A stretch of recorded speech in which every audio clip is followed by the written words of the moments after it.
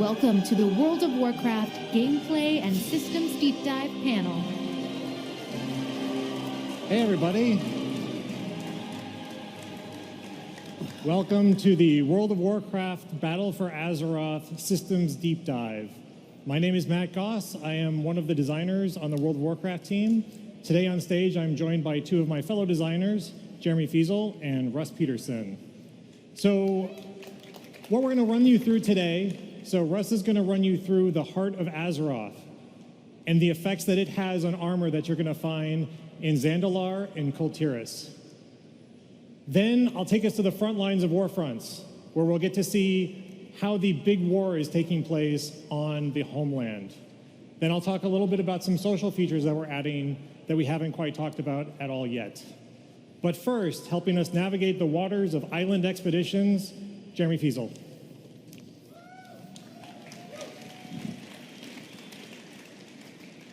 All right, Island Expeditions, or as we've just been calling them, Islands. This is a new piece of small group content in Battle for Azeroth. We weren't going to send you across the sea to find new allies without stopping every once in a while to do some good old-fashioned looting and plundering of uncharted lands. But before we start talking about Island Expeditions, or the Heart of Azeroth, or even Warfronts, we should start by talking a little bit more about this substance Azerite. The assault from the Legion has grievously wounded our planet, and cracks are occurring all across her surface. She's hemorrhaging her lifeblood, and it looks like this sort of gold-blue substance that you see behind me. As it emerges, it crystallizes into these thrumming spires filled with power that reach towards the sky. There's incredible power inherent with the blood of Azeroth, which we're calling Azerite. But for the Alliance and the Horde, this is a little bit like being the first group to discover plutonium. While incredibly powerful, we're not entirely sure what all it can do. And some of those mysteries you'll be exploring in Battle for Azeroth. But what both sides do know is that it has the power to be incredibly destructive. And whichever faction has the most of this stuff in their coffers when Warfronts break out is definitely going to have the upper hand. Now, the gnomes and the goblins aren't just going to let this awesome new source of power show up without immediately developing some technology that will allow us to pinpoint where these hemorrhages are locating or showing up all across Azeroth. So they're going to give you some maps showing uncharted islands off in the Great Sea that are filled with Azerite. As luck would have it, we've just made friends with the two groups that have the most powerful navies in the world, the Kul Tirans and the Zandalari. So you're going to log in and head down to the docks of your brand new hub city of Boralis for the Alliance, Zuldazar for the Horde, and there you'll be conscripted by the Alliance to head off on an adventure. You're going to take one of their fastest ships and try to gather as much of that Azerite as you can. Of course, once you arrive on the island, you won't find that it's necessarily undefended. This giant crab that we see here is not a friendly crab. The denizens of the island will fight hard for the Azerite that they've already collected, because really every creature is drawn to this magical substance, even though they don't quite know why. So that was a little bit of the story behind your island expedition. Let's get down into some of the details. Island expeditions are 3-player scenarios, and they're role agnostic. This is something that we want to really play with this time around. If you want to bring in 3 tanks or 3 healers, we definitely want to support that.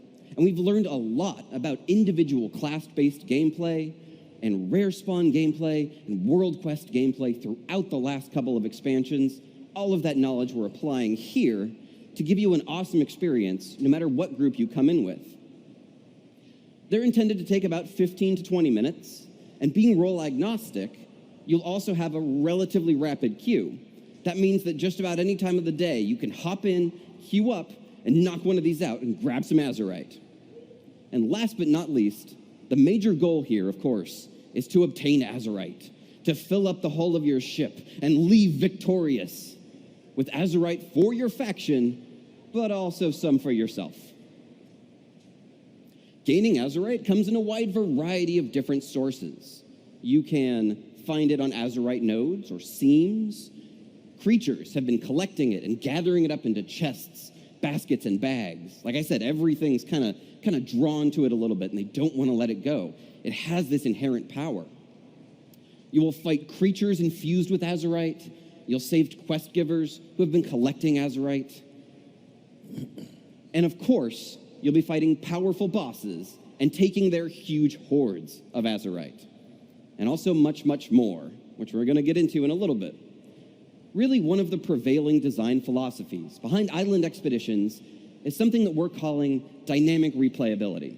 And I could describe that in a whole bunch of words, but it's going to be way more fun if I show you with pictures. All right, so imagine you and your friends queue up for an island expedition, and you arrive on this sort of idyllic tropical landscape. It's nice, looks kind of like what you would expect an island to look like. It's the middle of the day, it's a pretty day. And today, you find the island is inhabited by a couple of Hosen sitting next to a chest filled with Azurite. To the left of them, you see a giant Azurite-encrusted starfish. Of course, you can pick up the starfish and fling it at any enemy to disorient them and let you do extra damage to them for a little while. There's a couple of ambient crabs wandering around on the shoreline, and in the back right there, you see a creepy-looking Hosen shrine. If you click on that shrine, it will give you a powerful buff, but every shrine buff also comes with a detriment, and you can't remove it until its duration expires. So you have to be sure that you want to really opt in to that gameplay, that extra difficulty.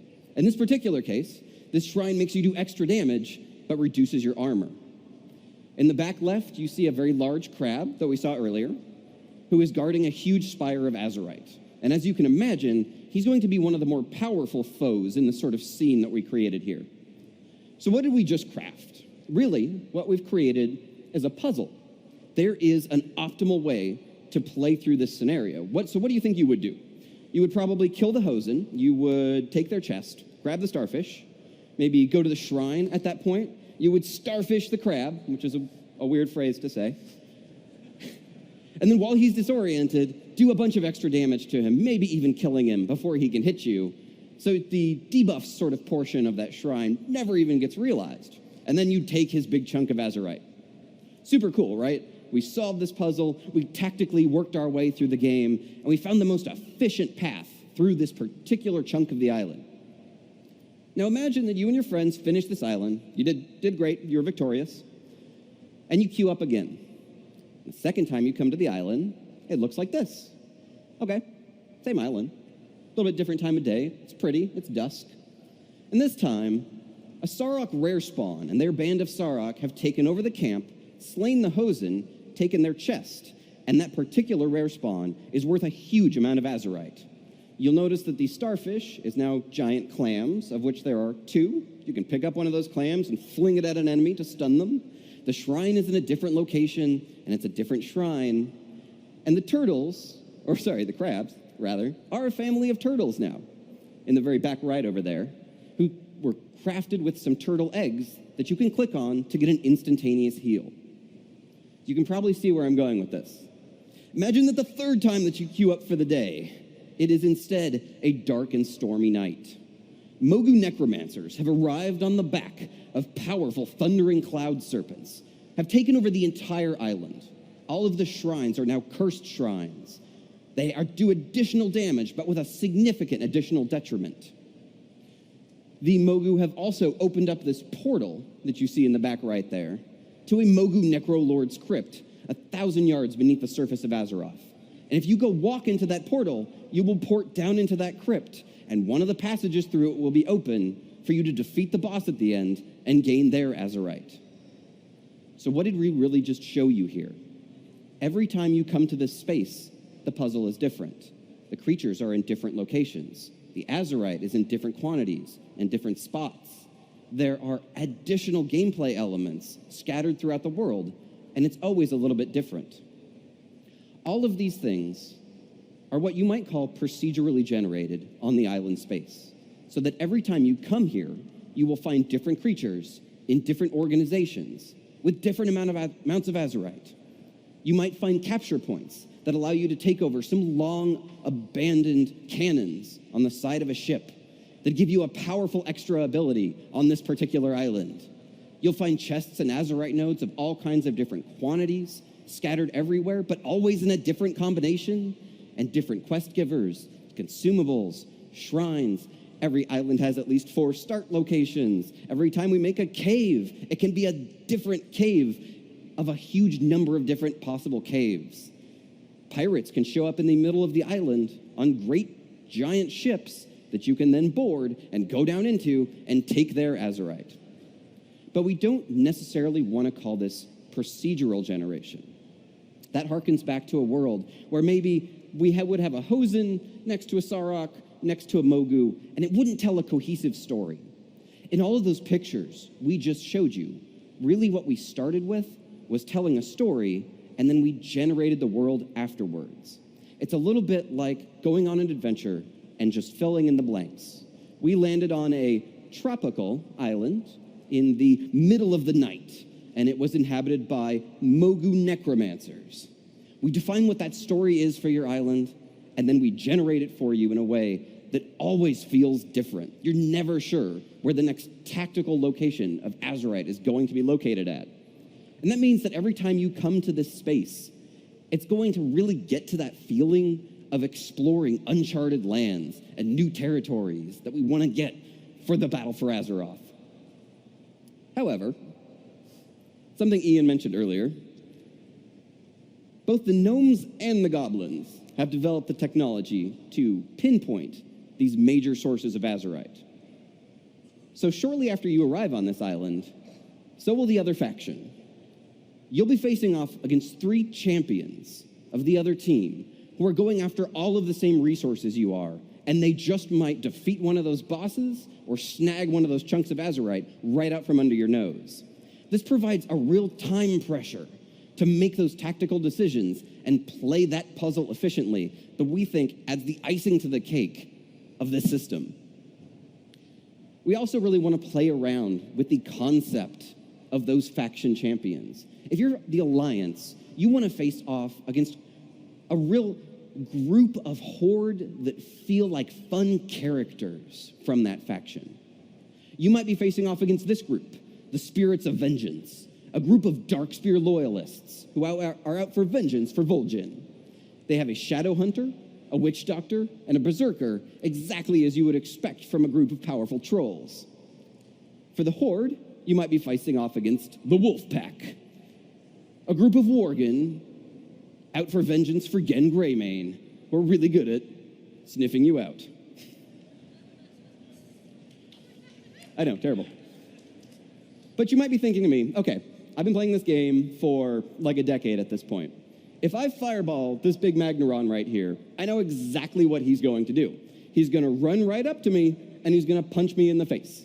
And then if I run really far away from him, he might run back to his spawn point. So you, game designer, I'm going to beat you at your own game, and I'm going to drag all of these NPCs off into a corner while the rest of my allies go and take over the island.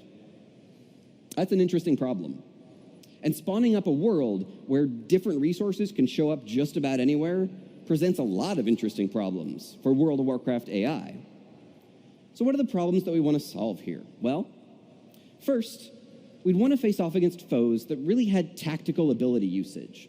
You'd want foes that would be able to get into a defensive formation sometimes. Maybe polymorph you, maybe sap your healer, and steal one of those azurite nodes right out from under you. If you're approaching an enemy rogue that is already in combat with a boss, it'd be really cool if sometimes he blinded the boss and attacked you, sometimes he blinded you and attacked the boss, and sometimes he vanishes to reconvene with his allies and come back later. Secondly, it would be awesome if all 3 of these had an intrinsic sense of the map objectives, if they would understand where the powerful creatures were, the major risk-reward moments, where the big chunks of azurite were. That provides really an extra tension that you want when the creature is also going after the really important things while you're going after it. The end result of both of these is AI that can make strategic decisions. They can decide whether or not they want to stick in combat or leave combat. You'll finally face off against an AI that every once in a while will polymorph you, mount up, and just leave because he's got better things to do. That's also one of the really fun parts about messing with this system is that you can create AI personalities. We could, for example, make an undead rogue named Sneaky Pete, who every once in a while, when he sees that you're getting in a little over your heads with one of those powerful creatures, might vanish, sprint over, sap your healer, and jump you. It'd be mean, but we could do it. And it would be unlike any creature that you've already seen in World of Warcraft. And why? Because ultimately, there's a huge amount of unpredictability there. We've programmed a creature that we are calling advanced NPCs that can play their way through a procedurally generated space intelligently and can go into various different modes of combat that aren't just run up and punch you in the face. One of the other things that islands allow us to do is to take you to a wide variety of different locations. You saw a tropical island earlier. That was our first island. And this is the second one we're showing off today. It's an abandoned Gilnean village. Well, almost abandoned. The walls of the city up on the hill have been closed tight for years. This is a two-part island where you'll be facing off against your foe in the lower portion and the abandoned lighthouse. And then halfway through the map, the gates to the abandoned city open up, and you get to see what happened to all of the denizens inside there. I won't spoil it for you, but it's generally spooky stuff. Going to the 1,000 islands of the Great Sea really gives us this awesome opportunity to take you to a wide variety of different visual locations. We put together a quick video showing the first two of our islands.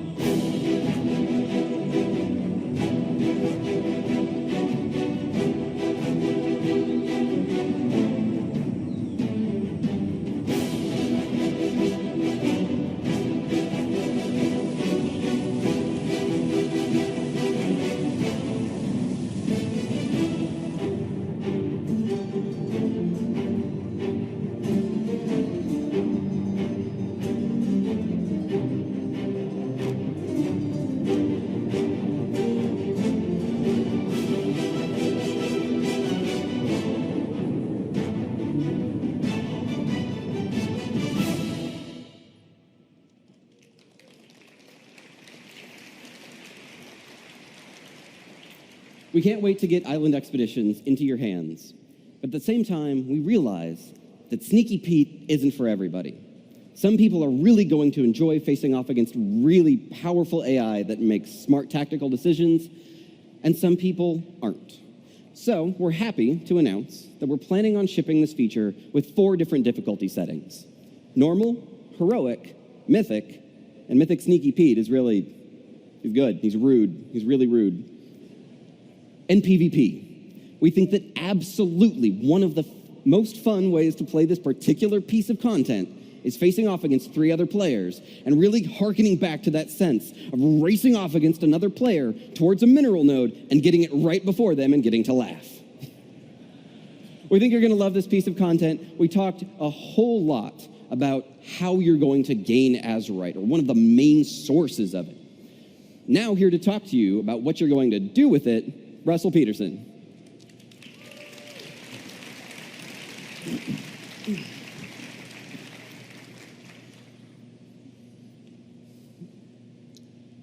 The war that seems to be brewing, the island expeditions are just the prelude to that. The planet will soon be consumed in all-out war.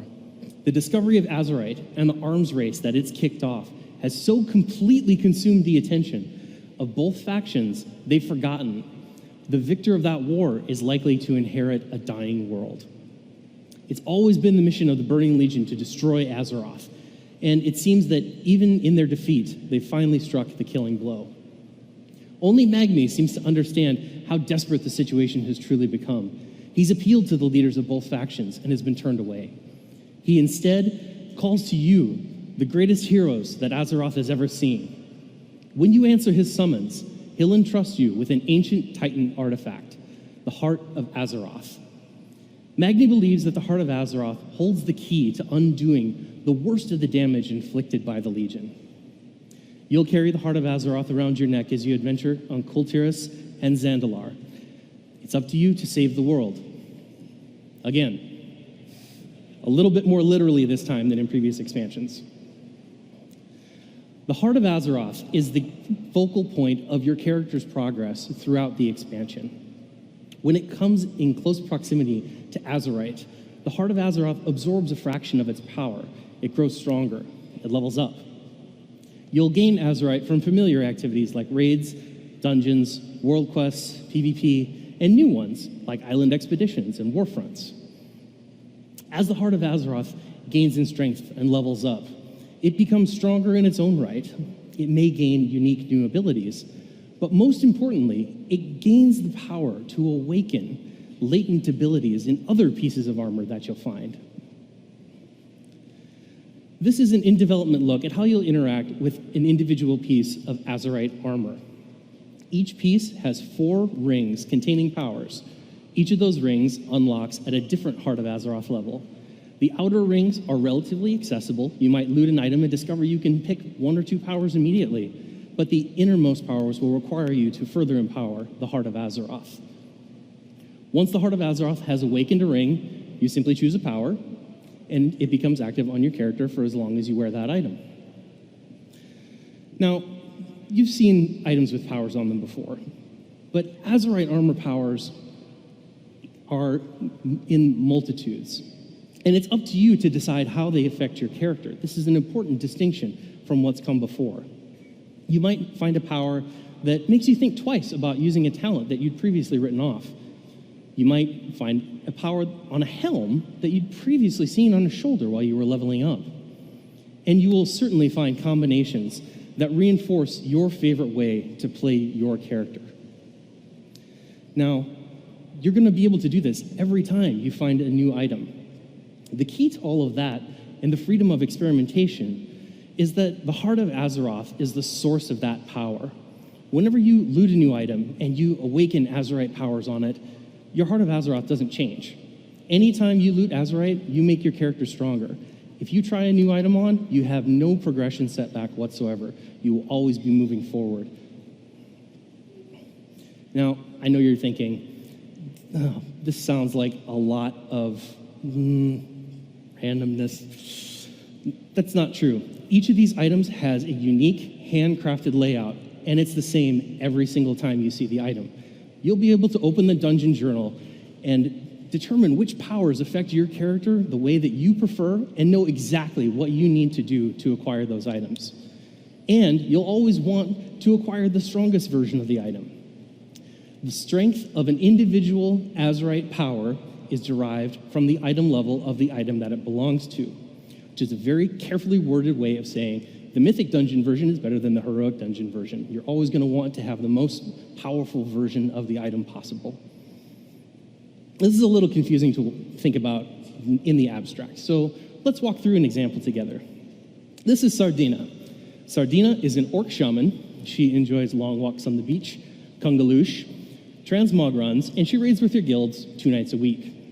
She mostly plays elemental, but every once in a while she'll switch to restoration to heal if somebody can't make the raid, or to do some mythic dungeons. She's going to help us walk through this example today, and she's really excited to be here. Sardina's Heart of Azeroth is currently level 20. Now, any of the numbers that I'm going to use here are hypothetical. Don't get mad at me when it's not like that when the game comes out. Level 20 is good enough to unlock the first 2 rings on her helm, the Coif of Entwined Fates. The 3rd ring requires level 21. It just so happened to be checking in with her during a dungeon run. She completes the dungeon, loots the Azerite off the boss, and immediately her neck levels up to 21. There's no items to click, it just happens. Doing that, it unlocks the 3rd ring on this item. Now, Sardina's been looking forward to this for a while. She knows the choice she's going to make. So she selects the power, and it immediately becomes active on her character. But why did she make that choice? Let's talk just a little bit about how we want the system to work. The most important part of this is that we want the choices that you're going to be presented with to make sense with one another. If I give you a choice between your lightning bolt does 20% more damage or you gain 20 fishing skill, I have a pretty good idea of which one of those you're going to choose. You were here this morning for Ian's talk. You know Queen Ashara is on her way, that fishing skill is going to be really important in the raid, and you're going to be prepared for it. No, you're going to take the lightning bolt damage. We want these choices to be something where you look at it and you say, yes, all of those things belong together, and my favorite one is this. But we want these to be about more than just raw power. We want them to be about how you express yourself as a character or as a player. And we want them to provide things that aren't just bigger, better, more. So the choice that Sardina made was between a power that affected Ghost Wolf and gave it an extra boost of speed after you're taking damage, or a power that affects Astral Shift and helps reduce the damage taken when the power is active. Sardina looks at this and she says, this is about standing in the fire. I can take the Ghost Wolf power and I can get out of the fire really quickly. Or I can take the Astral Shift power and maybe I don't have to get out of the fire at all. Those are decisions that, yes, there may be a specific correct answer for one situation, but that's also something that depends on you as a player. If you are not very good at noticing when you're in the fire, maybe you go with Astral Shift. But Sardina goes with Ghost Wolf because when she heals, there's nothing that drives her up the wall faster than DPS who stand in the fire, and she's not going to set a bad example. We hope that these kinds of choices will be present all throughout the expansion. One of the really exciting things about Azerite armor is that we get to introduce new powers later in the expansion that you've never seen before, and you have all new choices to make. And I hope that you choose to use these powers responsibly, in the way that Magni hopes that you do, to save Azeroth. But if you were here this morning and you saw that cinematic, and you heard the screams of the Banshee Queen, or saw the way Anduin rallied his troops, you probably want to know how you're going to be taking the fight to the other faction.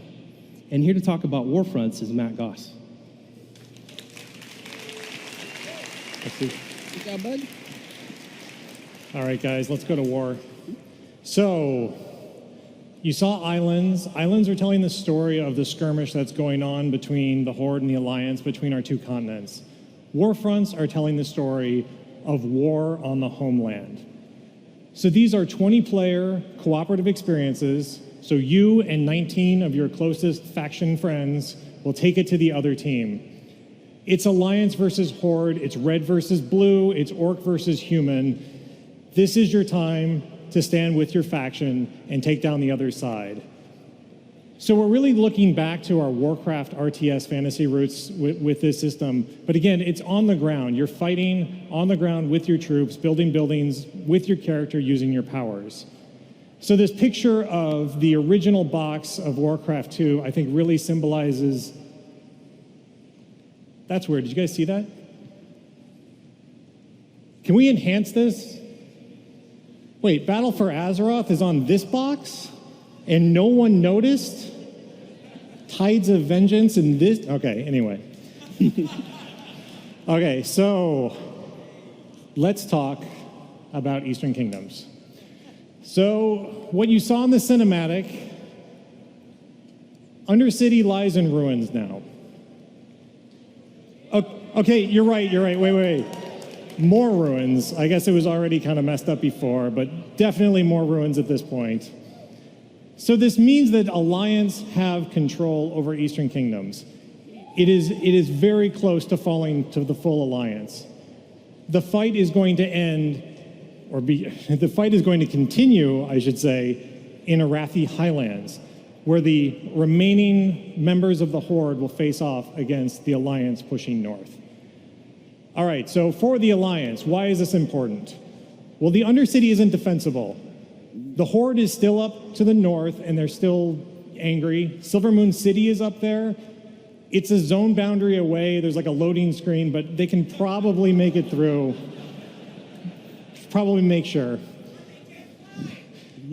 And this is a place you can make a stand and cut off the north. Now, for the Horde, you got to make a stand here. You've already lost your most defensible position. This is your time to prevent the Alliance from building up. It's also a great place to launch attacks on Gilneas if we were to do such a thing. So the first warfront that we're going to have in Battle for Azeroth is Stromgarde, the fight for Stromgarde. Okay, that's the original version of Stromgarde. That's the new version of Stromgarde. So we're still working on the map, so it'll probably change as we get through it all, but it's very cool. So Alliance, you're going to try to reclaim the original seat of Stromgarde and use it to defend yourself against the Horde. So the first thing you're going to do when you get to a warfront is you're going to establish your base. So for Alliance, you're going to build a town hall. For Horde, you're going to build a Great Hall. After that, you're going to do one of two things. You're going to start gathering resources, and you're going to start taking territory. Resources are very important to the game, just like they were in the original RTS. You got to collect lumber, you got to collect iron, and you got to put those together to build buildings. Territory is also very important because territory will unlock new buildings and new research and new available opportunities that you can take on the battlefield. All of that iron and lumber that you're building and a fantastic flannel progression system that you'll have for chopping down trees, you're going to build your base.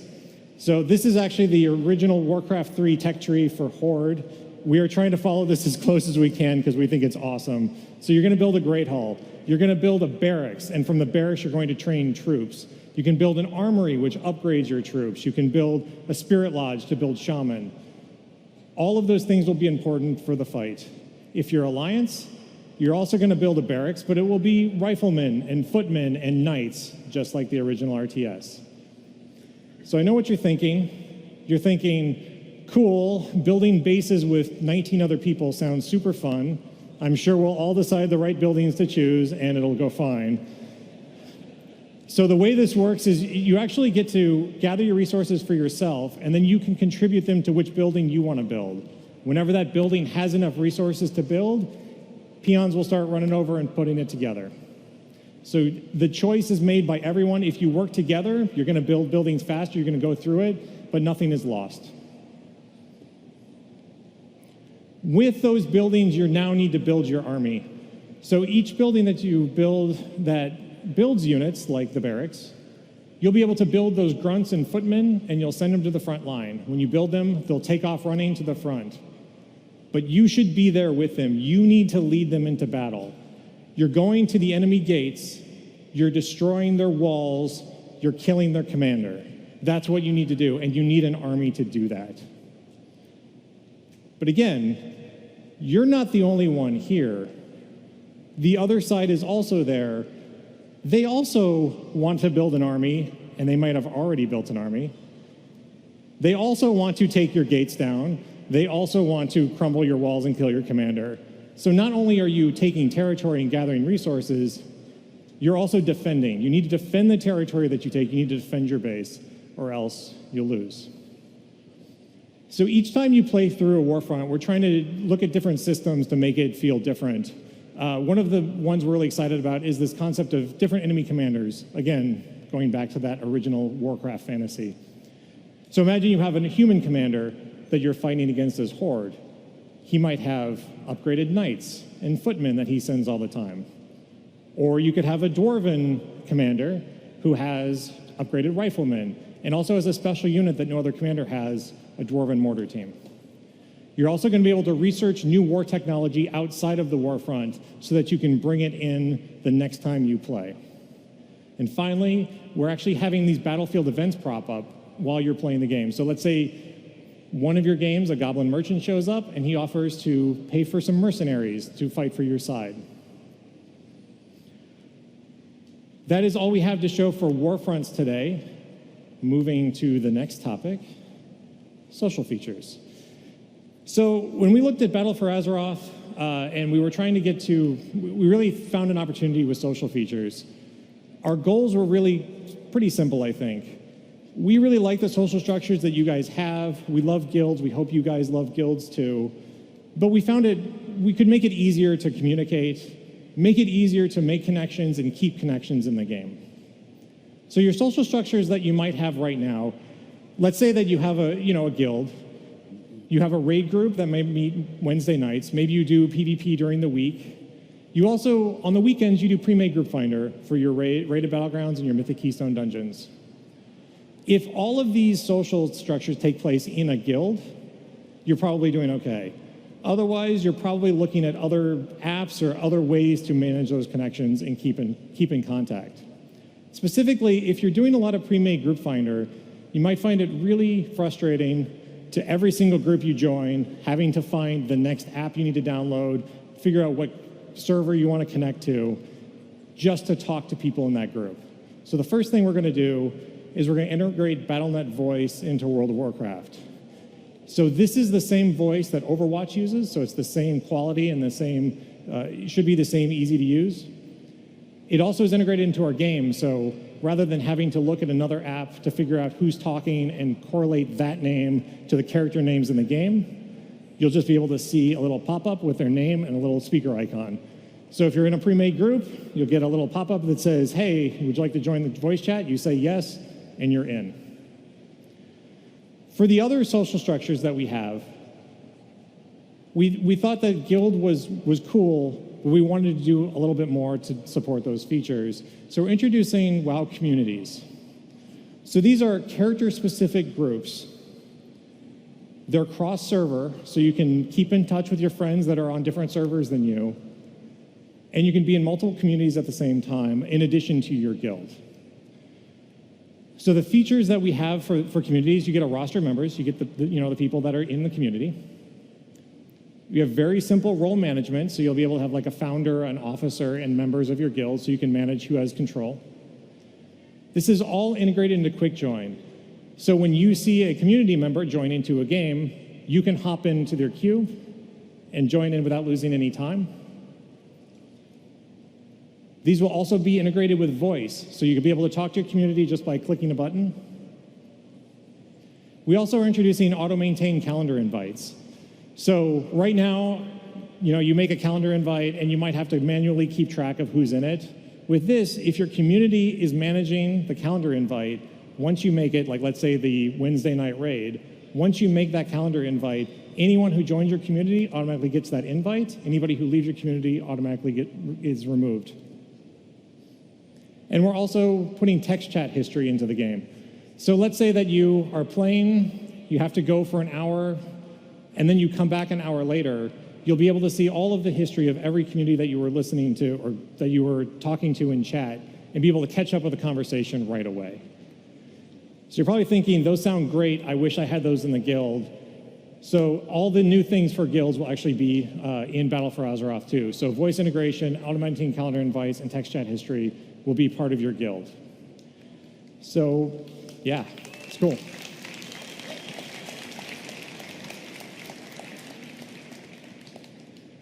So this is a sneak peek at what the UI could look like. This is a mock-up that we're working on. So you can see at the top, that's your guild. So this is a redo of the guild panel. You can see the chat that's going on inside. When you actually see the chat, you can also pipe the chat back into your normal chat frame, so /G will still be there, and you can take your communities and make it /1/2. You'll also see the rated BG team and the Friday raid group as communities that you have. And that last box, which is a little bit different, is actually Blizzard Battle.net groups. So a couple weeks ago, Battle.net groups went live, so you can make friends with all of your BattleTag buddies. So now you'll be able to see those in the WoW client as well. All right. That is all we have today. Thank you guys so much. We're really, really excited to get this expansion in your hands. I know you guys want to play too. So tomorrow here, we have Q&A at 4 o'clock. You can submit all of your questions at the Darkmoon Fair. Also, there's an art panel tomorrow at 12:45 on the Legendary stage. You should go check that out too. Thank you guys. Thank you so much. Have a great BlizzCon.